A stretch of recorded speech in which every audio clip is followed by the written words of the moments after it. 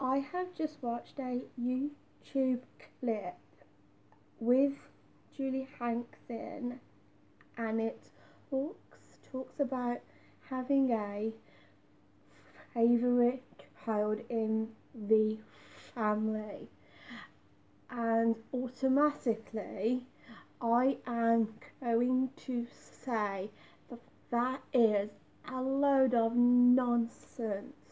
Load of nonsense. What I will say is this: when you are a parent, when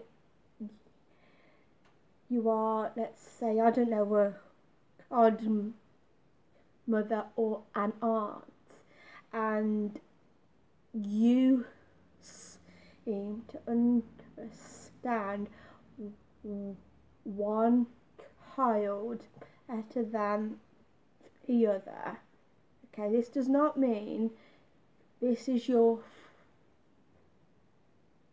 favourite child, okay? It just means that you and this child have a special bond.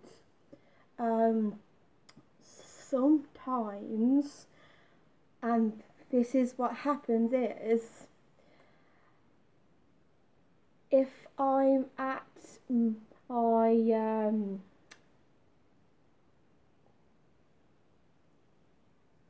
fiance's brother's house, okay, I have a lot in common with his brother, because me and his older brother have a certain type of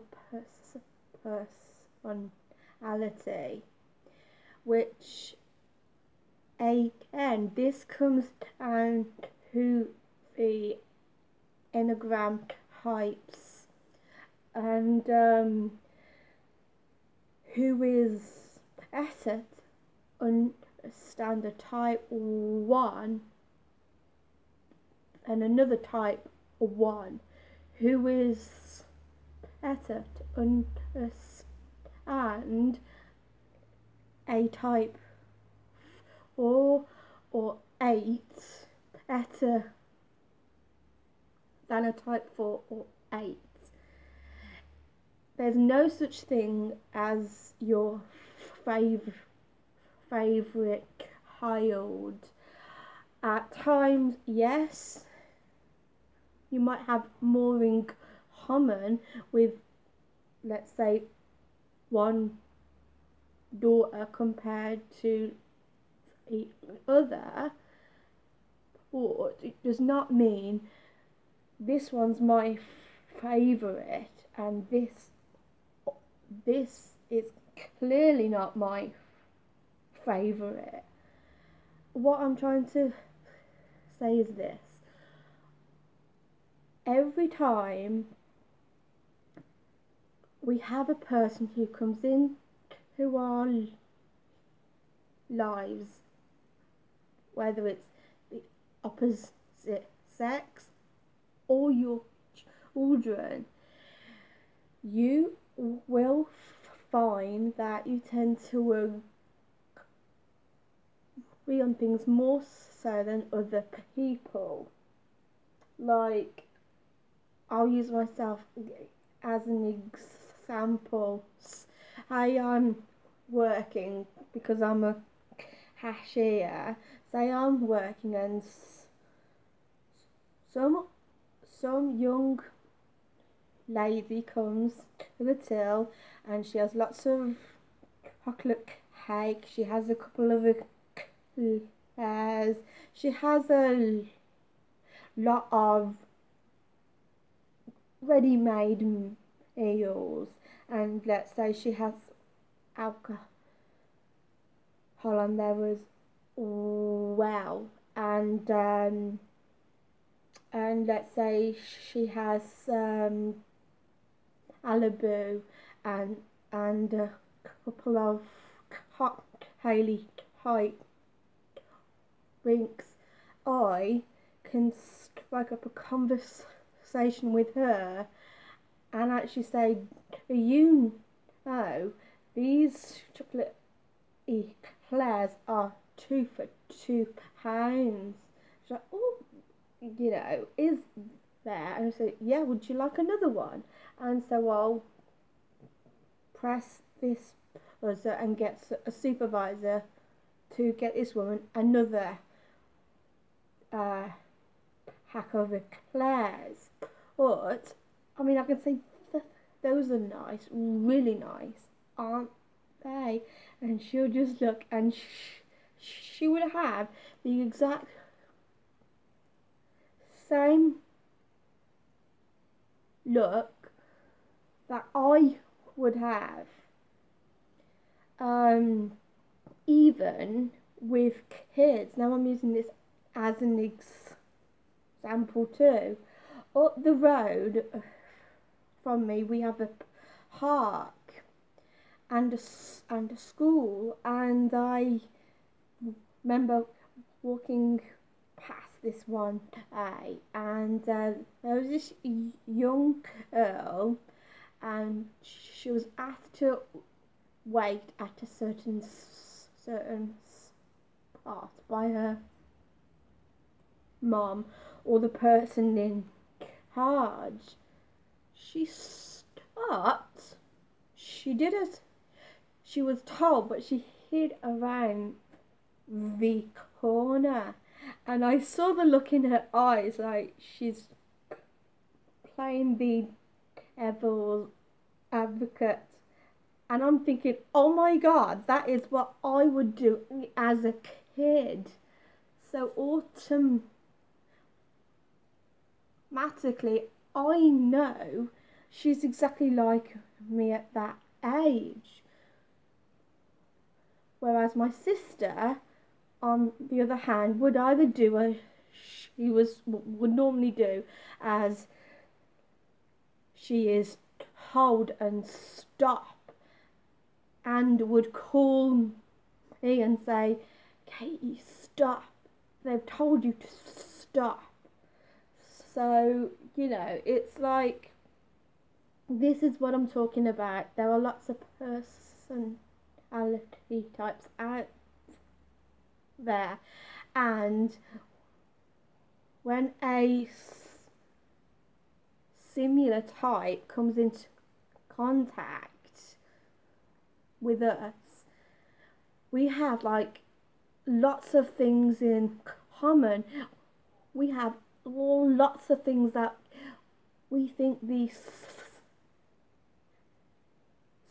same as too, you know, and this is what I think is happening.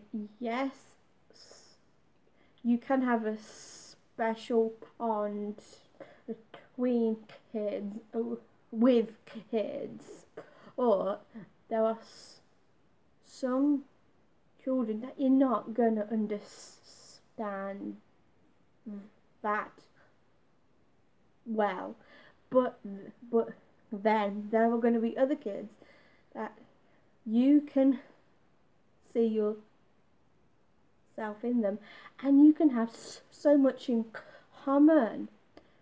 And this is like me and my mom and sister. Okay, my mom and sister have lots of things in common, but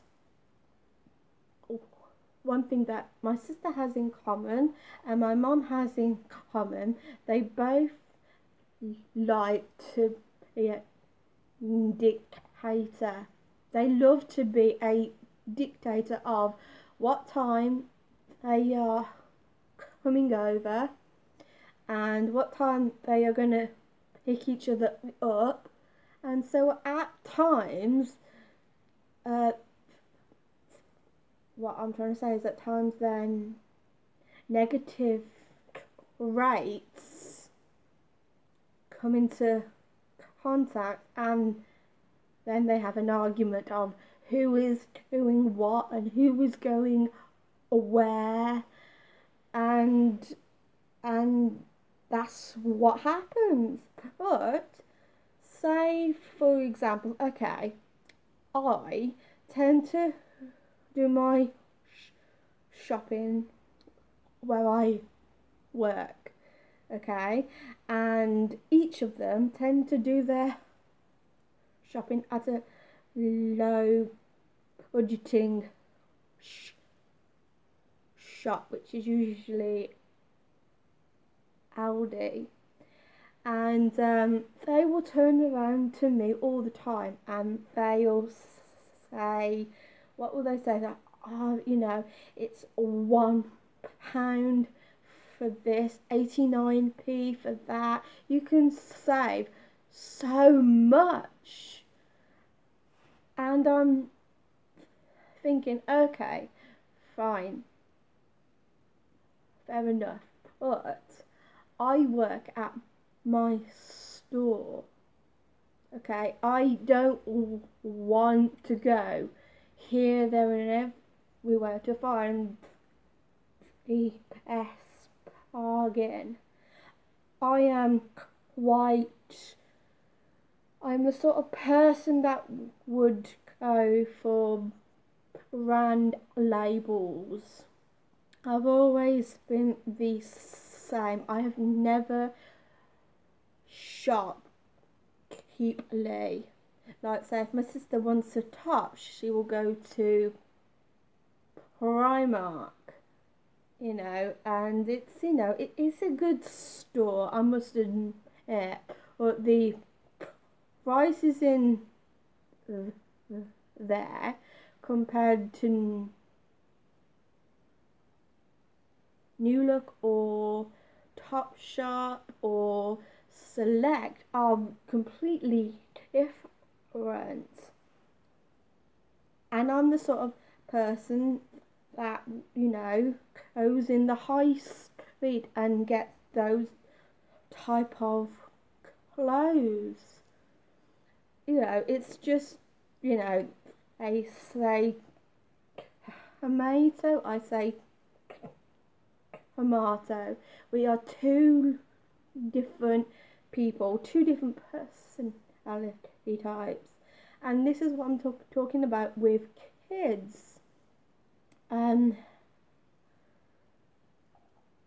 You will find that you have a lot in common with one daughter compared to the other, and how you would talk to the one daughter will be different to the other daughter.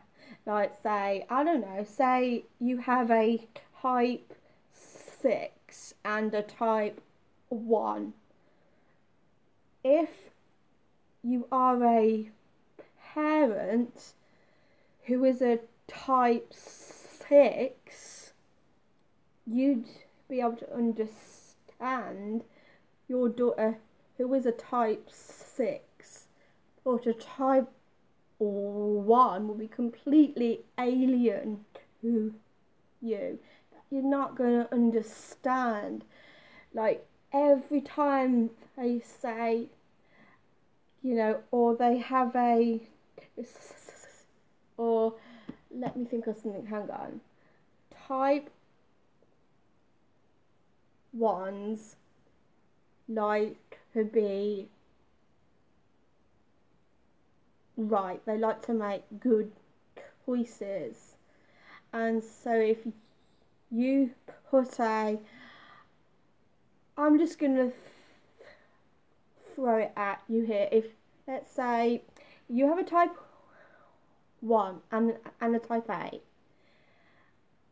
the number type 1 is gonna want to get things right first time. The 8 on the other hand, he or she is more inclined to say this looks good, and the type 1 will come along and say, but that's not what I'm looking at. That's not perfect enough. Looks all right to me. So in actual fact, people can drive each other up the wall. And it's the same with kids. You might have more in common with one kid than the other, and you might have more of a special bond, but it does not mean you have a favourite kid, a favourite child. It's the bond that you have and how much you have in common